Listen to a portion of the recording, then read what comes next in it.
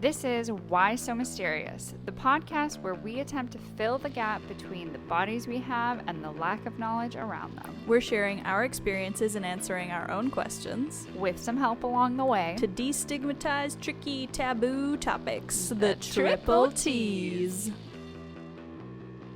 Today we're having a discussion about perimenopause. Yeah.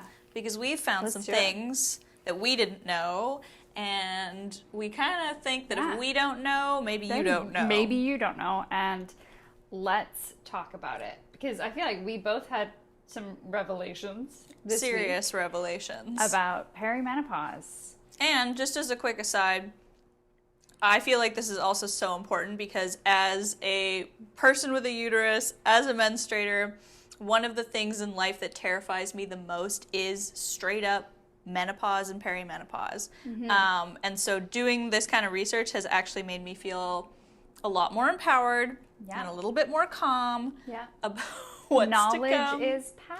Indeed it is. So, for those of you who don't know, entering perimenopause means that your hormones are starting to drop off as your hormones no longer, quote unquote, need to reproduce. So, even though your hormones are ultimately like declining, usually you see the very sad graph where it's just kind of like a nosedive. Yeah. It's actually not straight down roller coaster ride. It is very much an up and down roller coaster ride, or an analogy that I read was it's like firecrackers or jazz hands in your body. It's actually just those ovaries. So, let's talk about the terms. Let's talk about the terms. Yeah. So perimenopause is the 8 to 10 year. Yes, it's that 8 long. to 10 years. In case you didn't hear that. Of basically what I would say everybody actually describes menopause. Everybody calls it menopause. The actual term is perimenopause. Yes. So those like classic symptoms, which we'll go over all those, but like, you know, those hot flashes, like all that stuff that we consider like menopause, that is perimenopause. Yes. Which actually means before or like pre-menopause. So what is menopause? Menopause is actually one day. It is one day in your life, and that is the anniversary of 12 months of not having your period. It's that one day, and then after that, you are post-menopausal. So perimenopause is all of the lead up to that 1 year anniversary with your body of no longer bleeding. Yeah. Menopause is not actually the decade-long scenario. Yeah. It's one day, and then you're kind of over the hump. It doesn't mean everything goes back to normal. Definitely not. You definitely still have, there's definitely like certain symptoms, or I guess more just like characteristics of being post-menopausal. Absolutely. That can just remain for the rest of your life or for some time after. But basically, I think that was something that we were both really shocked by. Yeah, that just we've been using the wrong term for it. Term. And even when you Google like, you know, menopause symptoms or like how to deal with menopause or all this stuff, it's not, it doesn't correct you and let you know that this is actually perimenopause. No. Sometimes it's in like the intro to an article about how to deal with menopause, but that's it. Yeah, and I get it. Okay, maybe we're just shortening it, but I think we should all at least know that it's perimenopause. Yes. Is all those symptoms and all the crazy stuff we're going to talk about is perimenopause and not menopause. Not menopause. Yeah. So menopause is just a date. Just a date. Basically. I don't have this information, but maybe you do. Is there a rough estimated year that maybe you start going into perimenopause? Do we have any data? There is and there isn't. There are averages, just like there's averages of when like a young menstruator will begin menstruating. Right. Okay. But really, like, it doesn't really seem to to be that consistent, and I don't know why. Some people go into early menopause, like if you are a cancer survivor, you know, you can be put into early menopause, like medically. Yeah, like hysterectomy. Some hysterectomies, actually not all. If your uterus is removed but not your ovaries, you don't necessarily go into menopause. But obviously if your ovaries are removed, then you do. So, and I think there's also certain breast cancers that can cause you to go into early menopause. So there's a lot, and like a lot of people have those things happen to them. Yeah. So I don't really know. I'm going to go with the numbers aren't in on that one. But I think it's just interesting, like we'll go over the symptoms, and from my research, is because it's such a big window of time, a lot of people don't realize they're going through perimenopause until they're actually have maybe been in it for a few years. Yeah, a few years, because it's like some of the symptoms you're like, oh, I have no idea that could have been perimenopause, and some of them are just kind of like erratic periods. Yeah, you could be in the symptoms of perimenopause for a few years before you actually know that you are in it, but it's also because you might not necessarily even be having erratic periods at that point. You could be still having your regular period consistently, but be, you know, having really, really dramatic, you know, changes in your mood, changes in your appetite, changes in your libido, and think it could be something else. Yeah. And also, it seems to me like a lot of doctors don't actually suggest to menstruators that they're going through perimenopause. What's up with doctors? What is up with doctors? Oh, actually, this is just like a random fun fact. There apparently in the US, only 20% of OB/GYN medical students opt, because it's optional, to take a course in menopause management. Will you please take that class? If you're an OB/GYN out there and you're in school. Why isn't it mandatory? Why isn't it mandatory? You're an OB/GYN. I do have a theory about that. Is that the patriarchy? It definitely is the patriarchy. It absolutely is, because a lot of the time, the only time that this kind of stuff gets taken seriously is when when a menstruator is in their childbearing season. Yep. And once that window has passed, it's the same thing with like ageism and everything else. It's just like, just go out to pasture and shut the fuck up. Yeah. Literally. Some of the research literally made it sound like you have no purpose anymore.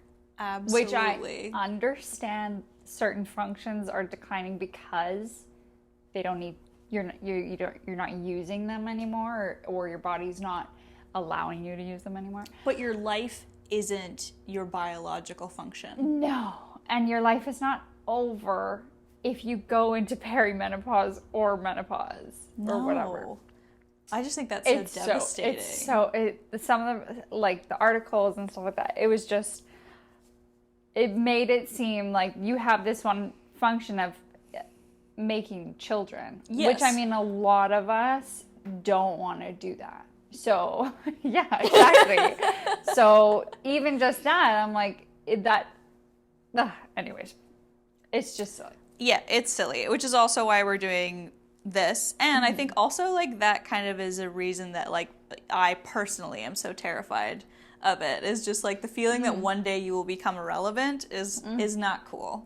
We are crushing that. That's out, that is out the door. Okay. Away. Okay. But let's prep ourselves with some knowledge about the symptoms that you may have when you're going into perimenopause, and that way maybe you can educate your doctor about your perimenopause. You probably will have to at some point. You will. All right. Let's be honest. Let's do it. So I'm going to go over some of the, let's just start with the basics. These are the classics. These are the things we've heard in media. They're on TV. Always on TV. These are your hot flashes, night sweats, irregular periods. All these things are really like the classic symptoms. Basically what's happening is that what you were talking about, the jazz hands, your ovaries going into jazz hands. Your ovaries are going into jazz hands. So basically what's happening is, I would call these similar to like premenstrual symptoms. Right. So your temperature fluctuating, which is like premenstrual symptom, mood swings. Then you get into like vaginal dryness. Yes. And decreased libido, which basically vaginal dryness comes from because of the decrease in estrogen. Yes. You see more irritation. So you're actually feeling more irritated. Your skin is sensitive. Yeah, way more sensitive. I think it's becoming, like, your skin is kind of becoming thinner. It is, yeah. Right? Yeah. What I want to touch on again is decreased libido. Yes. So this one I found a little bit interesting. I found some different articles saying different things. Of course you did. Of course. What else is the internet for? So obviously there's a reason for it. Testosterone majorly is the reason, because it is also depleting. Yes. So basically all your hormones are just depleting. All your sex hormones. Yeah. Bye. So we're talking estrogen, progesterone, and testosterone. Yes. Are all depleting. You end up with like a flat line once you are post-menopausal. Over the menopause. I love it when people call it the menopause also. The menopause. Just an aside. Yeah. But what I found was some articles, which, okay, yes, you have testosterone that's dropping off. Mm-hmm. So it's understandable that you would then have decreased libido. Mm-hmm. Some articles were saying that if you have regular sex before or during your perimenopausal phase. What's regular sex? Like frequent sex? That, I mean, they didn't state. Or just missionary and that's it? I don't think it matters what position you're in. I think it's the frequency. Okay. You know, like if you are having regular, I don't even know what regular what is regular? I think what they're talking about is not a, like months in between having sex. If you're having sex maybe every other week. Because, I guess whatever. sex can be uncomfortable if you haven't had it in a while, like physically. Mm-hmm. So maybe. It almost was alluding to if you are having sex regularly, okay, your sex drive is whatever, it's at your regular pace.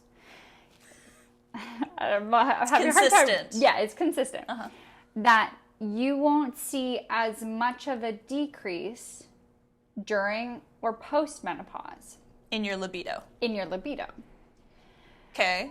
But almost as if you are already in a place where you're not having as much sex, that the then decrease of testosterone kind of pushes it over the edge of not wanting to. So it's like you already weren't doing it that much. Now you really don't want to at all. Don't want to.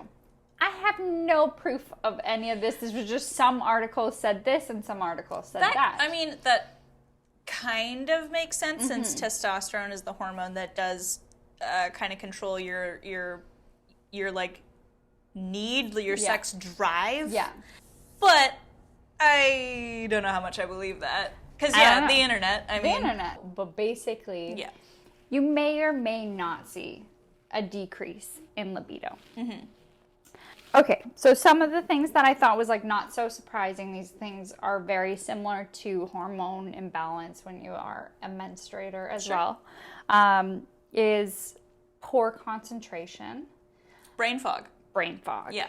It happens. That's a big one. It's a big one. It's basically just blamed on hormone imbalance. There's no like, this specifically is happening to you. Yeah. This is why. This I thought was really interesting and will lead to some of the other symptoms, is anxiety is on the rise when you're in perimenopause because you are actually fluctuating, like your hormones are fluctuating at such a rate that it actually causes like a physical reaction and can actually cause more anxiety because your nervous system is actually being stressed. Oh. Yes. Okay. Which will lead to some more crazy symptoms.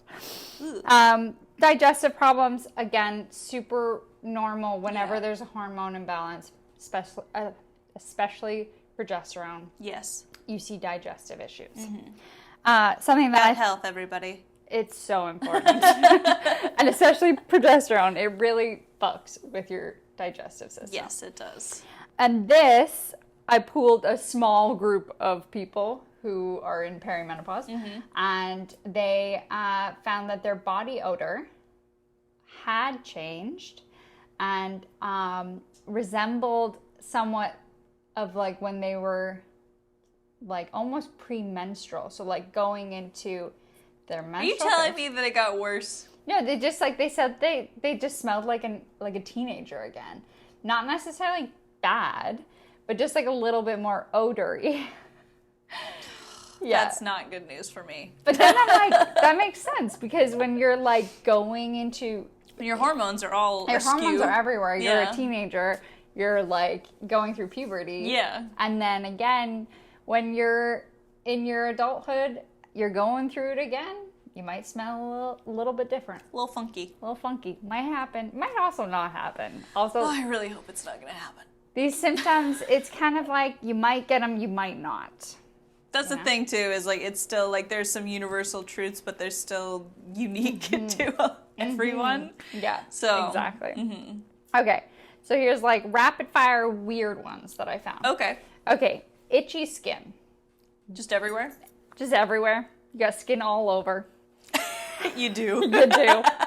And it is because of a loss of estrogen and collagen. So your skin is getting thinner and loses elasticity and actually can get itchier. So if you find yourself just scratching all over, maybe check your hormones. Just moisturizing everywhere? I'm sure that helpful? helps. Okay. I'm sure. That's I'm building my own personal arsenal. Yeah, exactly. Okay, tingling. So just like all over your body, just like tingling. Almost like I think when your foot falls asleep, like that kind of tingling sensation. Okay. This is, again, because of the roller coaster of estrogen, which triggers symptoms of tingling from the central nervous system. So your body is actually going through a lot of stress. You see like really intense mood swings and stuff like that because your body's actually fluctuating at a really like high highs and low lows. It gets a little manic. Gets a little bit much. I mean, I just think personally, like I feel like this is also because like menstruators kind of get to a point where they just like can't deal with the bullshit anymore, and that's why this happens. But also, divorce rates go way up. That is a stat. Oh yeah. Yeah, when perimenopause starts. But there's also a thing where maybe you're just over the bullshit. That's what it is. Here's the thing. This is a thing, by the way. I'm gonna specifically talk about hetero relationships. Women will and cisgendered relationships. There's a point where you're sort of more, or you're further into perimenopause, and you start being more focused on yourself. And like women have the human caregiver syndrome, where you're very used to being taking care of a lot of other people and not yourself. And for men, when they get around that age, it actually switches. So they used to be much more about themselves first, and then it turns into more of everyone else. Like you're taking care of more people. So you actually kind of switch roles around that time.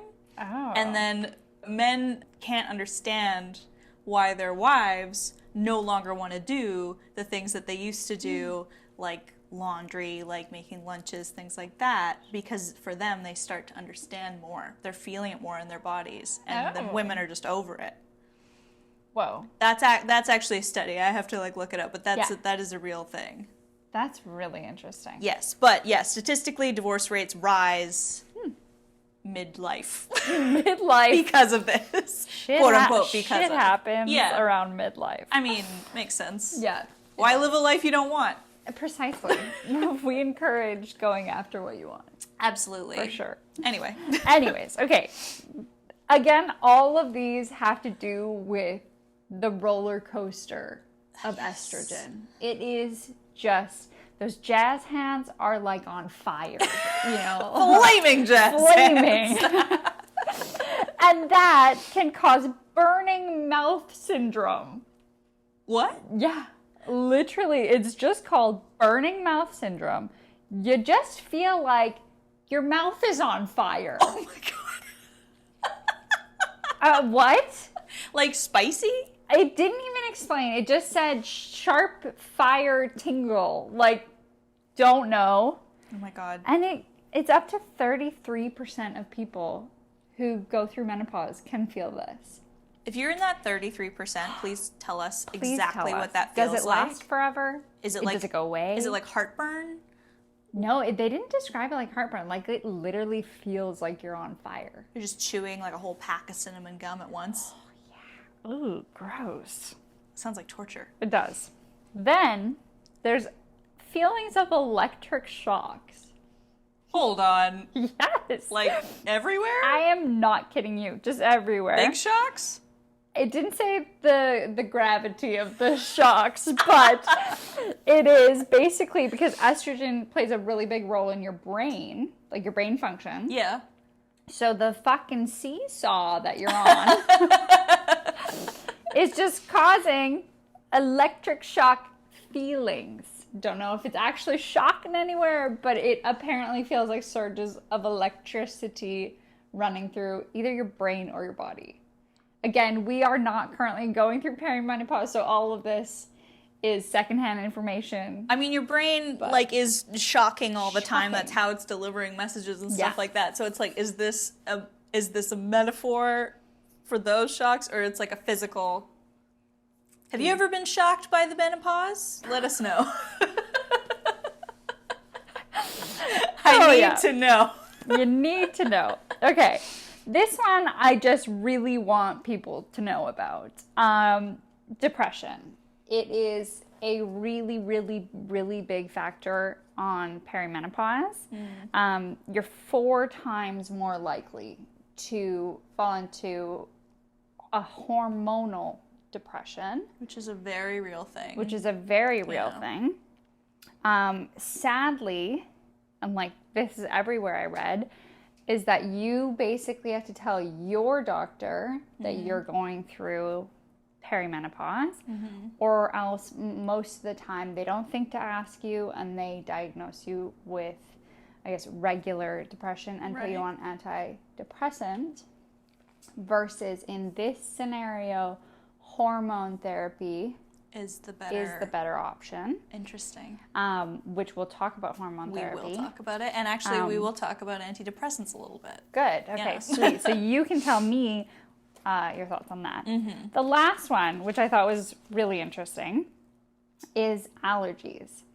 So basically, your body is going through so much stress because of the fucking burning jazz hand ovaries that your nervous system is stressed. Like, it actually gets stressed out, so much so that you produce histamines, like, you know, the things that are make you have allergies. Yeah, make you have allergies.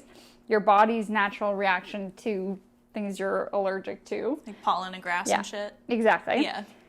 So your body produces those, not like necessarily that you've ever had allergies before, but you may just suddenly start having like dust and pollen allergies. Right.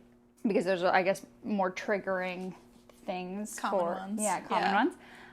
But it's because your body is so stressed out from the roller coaster of So it's just estrogen. like, we're just randomly making histamines. It's not, there's no purpose. No. There's no nothing. No. And sadly, this is going to make a lot of people real sad. A lot of the times, you actually become allergic to wine. Yeah, I've heard that one. Red wine specifically. Yeah, I think it's the sulfites Yeah. in there, which people can have allergies to. Yes. So maybe you can go for organic wine. I don't know. Try it out. Because we all know we need it. Especially then. Yeah, seriously.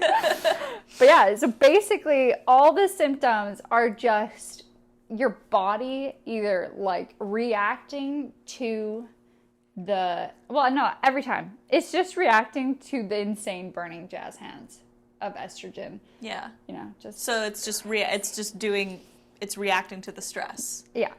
Your body's stressed out by hormones for 8 to 10 years.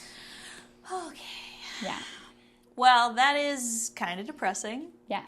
But I'm here to tell you some things that you can do to help manage these things. I'll start this with also in my research, which is kind of sad, but there's no cure, just like there's no cure for, PMS or cramps or the side effects of being pregnant even, or it's anything as extreme as that. But there are a lot of things that you can try to alleviate the negative symptoms of perimenopause, and some of them won't work for you, but it did seem to me like there are a lot of things that you can do, and if you find something that works for you, then you should just do that.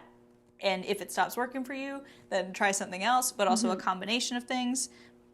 There's a lot out there. And I also think that that's also part of the reason that it's really important to start kind of flagging when you start realizing maybe you might be experiencing perimenopause. Because once you know that, like once you're aware of what you're dealing with, you can give yourself grace. Yeah.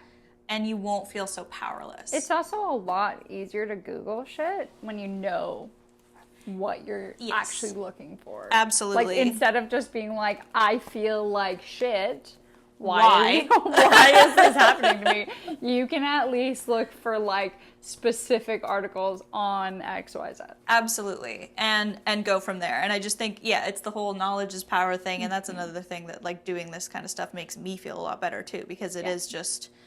Yeah. And that's our goal with this. That's why we're telling you all about perimenopause, so you can have the knowledge. Yes. So I'm going to start with hormone therapy because it doesn't really fit into the other list that I made, and also because you touched on it. So we're just going to lightly stick our baby toes into the pool of hormone therapy in this episode, but there is a lot of information out there if you want to tackle it, and I think we will maybe come back to this in some form at another time. So what I read about hormone therapy is like, number one, when you hear hormone therapy, at least me personally and some other people that I know, it's like no. Like no. There's a big like I don't need that kind of feeling, and also it sounds kind of scary. But it's actually, doing hormone therapy in most cases is a microdose of hormones, and it's actually a lot less than hormonal birth control for the most part. So when you compare it to that, it's not as scary. No.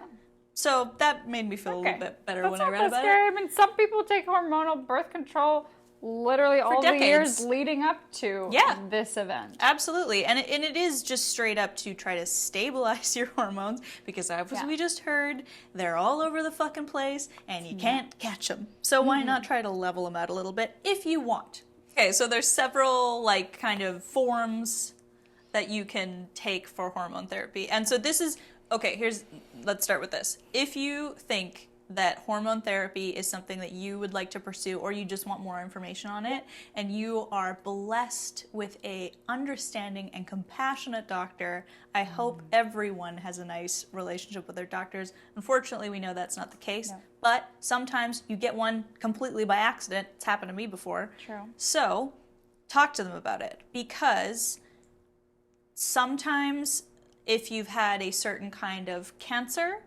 if you've had like a certain type of breast cancer or a certain type of ovarian cancer, hormone therapy will not work for you. There's other times where if you've had a hysterectomy, you will need to be on a different hormone therapy than if you hadn't, because you need to be taking estrogen and progesterone instead of usually you're just taking an estrogen supplement. you can take it in a variety of ways. There's a patch. Basically, every way that you can take birth control, there is that kind of hormone therapy. Right. There's also hormonal suppositories, Yes. which you can take temporarily as well. Which Sounds fabulous. I mean, I mean, hey, it's one way to go. this is a glamorous, very glamorous thing. So, the other thing that hormone therapy can actually really help with is things like the side effects like migraines.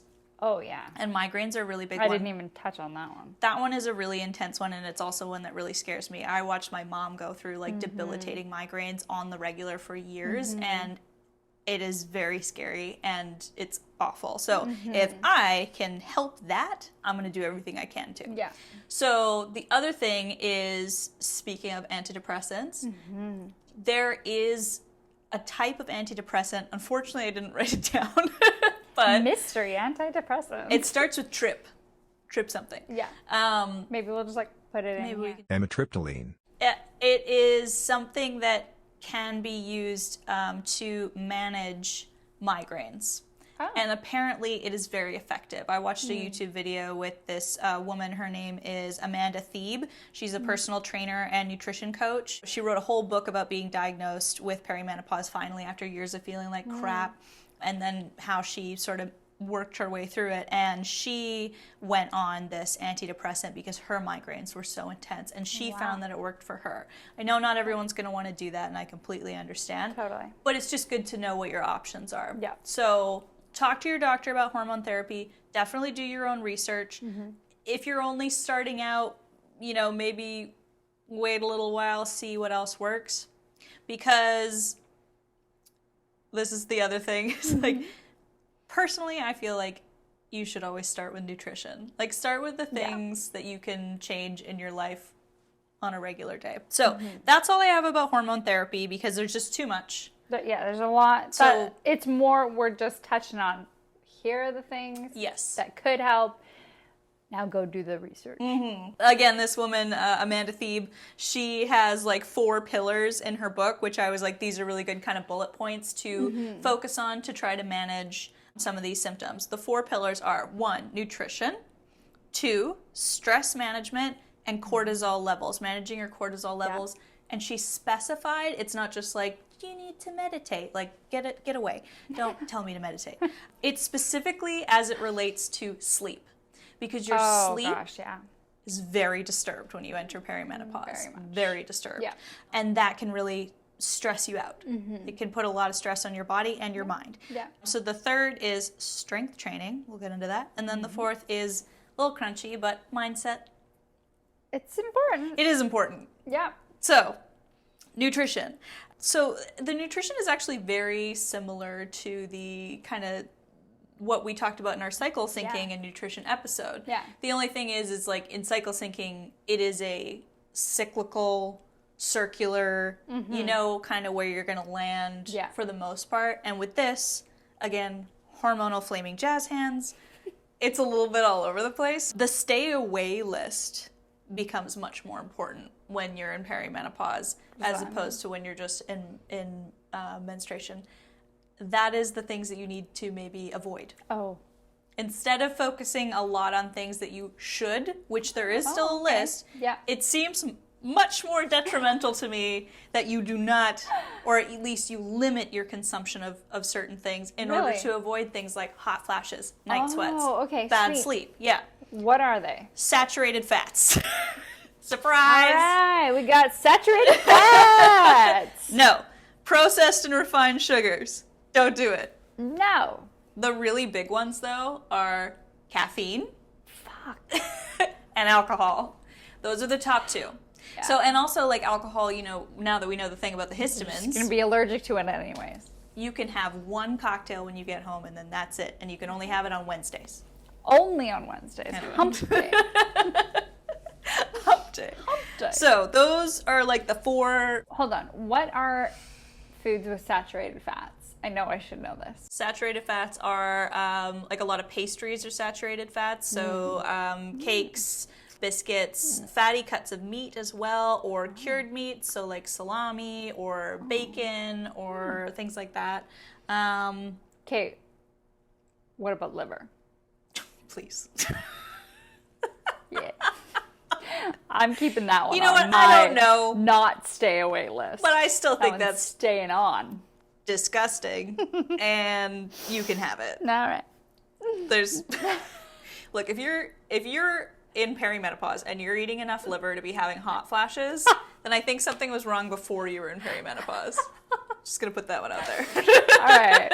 I feel shamed. I'm sorry. I'm kidding. I'm kidding. I'm kidding. I don't care. We all know I'm very judgmental. Okay.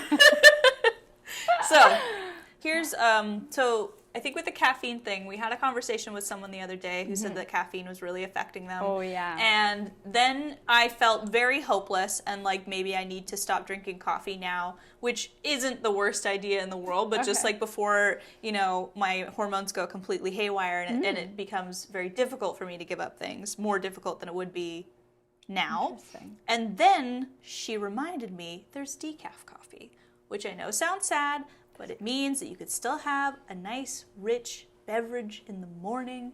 Wait, are you going off of coffee? I will eventually.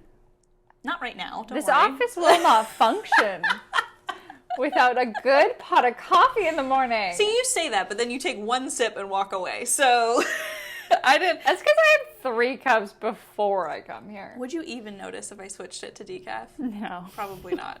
In the future, I definitely plan to go off coffee. My mom has gone off, or no, she does a cup of coffee in the morning that's got half caffeinated, half decaf coffee in it, and then after that, she drinks decaf coffee all day. Interesting. I can handle that, I think. Not right now. Give me a minute. I don't know. But, so, anyway, I didn't feel as hopeless when this person that we were talking to reminded me that there is decaf coffee. Also, if I decided to stop drinking or really cut down on drinking, which, like, I don't drink a lot now, but, like, you know what's really good? Virgin Caesars. Oh, those are delicious. You know, I won't be able to have, like, a glass of wine, maybe, or I'll have to limit it, but, like, there's still things, or something I've started keeping in my house instead of, so that I don't, like, have a glass of wine as soon as I walk in the door kind of thing. Kombucha. Because you still kind of feel like you're getting, like, a beverage. It smells like booze a little bit. It's a nice little, you know, and then you're helping your gut health. Your gut health. You do love that gut health. I love the gut health, and the gut health loves me. Yeah. Okay, so the other thing is, like, you know, things like supplements, making sure that you're getting enough of everything. They start to come into play more. So there's a couple things that are really important, like calcium. For bone density, and then I found out that calcium and vitamin D are like lovers. You have to take them together, or you don't have to, but it's very helpful because vitamin D makes your bones more susceptible to receive the calcium. Ooh, how nice. I know, it's very sexy. And then omega-3s, which is like, I think fish oil, like fatty fish oil. Yeah, I think you can get omega-3s from other... You can get it from food. I think that it's in eggs. I know it's in something like salmon and... No, I'm talking about, like, where do the vegans get the omega-3s? Oh, you're on your own. There is something nuts, out there for you. I think it's in nuts. Nuts for everyone. Nuts for all! Okay, but omega-3s are really good for brain health. So your brain fog, which really starts those to roll electric in. shocks you're getting. Consider omega-3s. So things like that are very important. So then... Speaking of bone density, now we have strength training.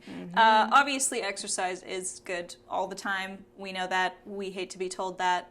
At least I do. But strength training is really important because I started reading a little bit about osteoporosis to do this, and it scared the shit out of me. It's called the silent disease because most people aren't diagnosed with it until they break a goddamn bone. Oh. Yes. Yeah, I guess how do you really diagnose it until it gets so brittle? I don't know. that Do you it have to go breaks? for regular MRIs or something like that? Or I don't know. How do you measure bone density? This is a random fact. Even when, because there's certain hormonal birth control that... no, you're not going to tell me what you're going to tell me right now. I don't know. What am I going to tell you? I don't know. I thought you were going to say hormonal birth control causes osteoporosis. Yes, there is. If you are on the... Sorry. You've never taken hormonal birth control. You have nothing to worry about. So worried. I'm very small. She's Anyway, you do need to go off the caffeine. If you are on the Depot shot, the Depot Provera, I believe is the full name. The shot. It actually is known to cause diminished bone density? Yeah, it affects your bone density, which often is the leading cause for osteoporosis. And I know for a fact that strength training is highly, highly, highly, highly recommended if you are taking the shot. And Fun fact. Here's a wild thing. If you are on the Depot shot, you should request your bones to be checked if you decide to remain on the Depot shot. Like they won't suggest it to you. You have they to won't say suggest something. it to you. Advocate for yourself. Yeah. Do it. And even if you ask for it, you're not necessarily going to be given it until you give them hell. Till you break your arm? Basically. So give them hell. If you're on the Depot shot, push for those checks because it is actually really, really important. It's really important. There was a study done, found that people who strength train during perimenopause reduced their hot flashes by 70%. Whoa, that 70%. is a win. That is a win. So, even if that's bogus, because who knows, but that just seems too good to be true. That sounds great. You've got nothing to lose by strength training. Yeah. So if you can get into that before you're actually in perimenopause, that's a good thing too. So anything you can do to help your bone density, not just taking calcium, but actually like moving, getting strong. Yep. Do it. Highly recommend. Yeah. So the next thing is stress management and cortisol. And I'm not going to get too much into talking about why stress is bad. Like we all know that it is. Yeah. There's tons of videos out there. Yeah, and there's lots of ways that you can manage it. And I feel like we're all fumbling through trying to figure out what works for us. We're all stressed out. We're living in a pandemic. Yep. There's no jobs, all the good stuff. Anyway, but I did find one kind of cool thing that I think will like help. There is good stress. So this person talked about focusing on making sure that you're putting your body through good stress every now and again, because as we get older too, we can get into comfort zones and we can be really afraid to do sort of new things. Right. Okay. So then this also helps with the old brain fog. Good stress is pushing yourself to do something that you're afraid to do, but makes you feel good when you've accomplished it. So the analogy that they used is if you're really scared of roller coasters and you're waiting in line for the roller coaster and you're getting really, really freaked out, you're feeling really anxious, and then you get on the roller coaster and you scream, and maybe you're scared, but you're having a good time, and then you get off and you feel really good because you did you challenged yourself. You did the scary thing. You did the scary thing and you had fun. Yeah. So, maybe your thing isn't roller coasters or whatever, but like I thought that was cool. Yeah. So make sure do fun, scary things. Do fun, scary things. Like keep sort of pushing yourself to, not be totally defeated by going through. It sounds like this will actually just help you feel better about yourself. Yeah, absolutely. So, I thought that was really cool. The other really powerful way to manage your stress is to talk about it. Disclosure is a very powerful form of therapy. It takes a lot of weight off of you. It absolutely does. And this is pretty extreme. It is. And it does freak me out. It's extremely extreme. It's very extreme.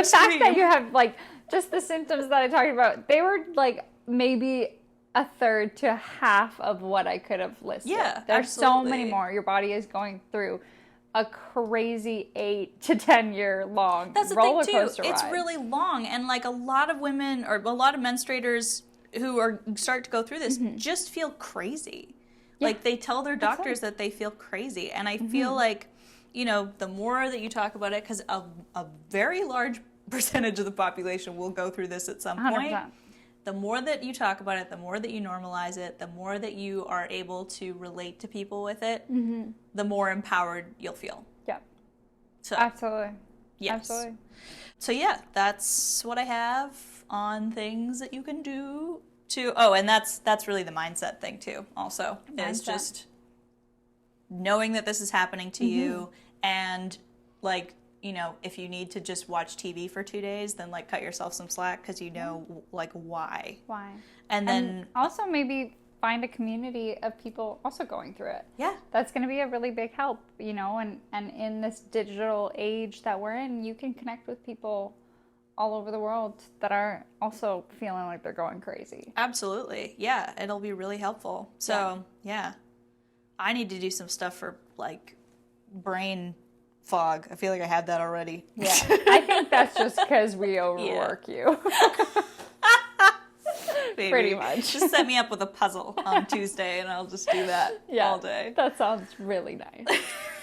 All right, so that's a long episode. Long episode, but you know what? I think it's good to know what symptoms are coming your way. Yes. Because they might happen, they might not, but they might. Yeah.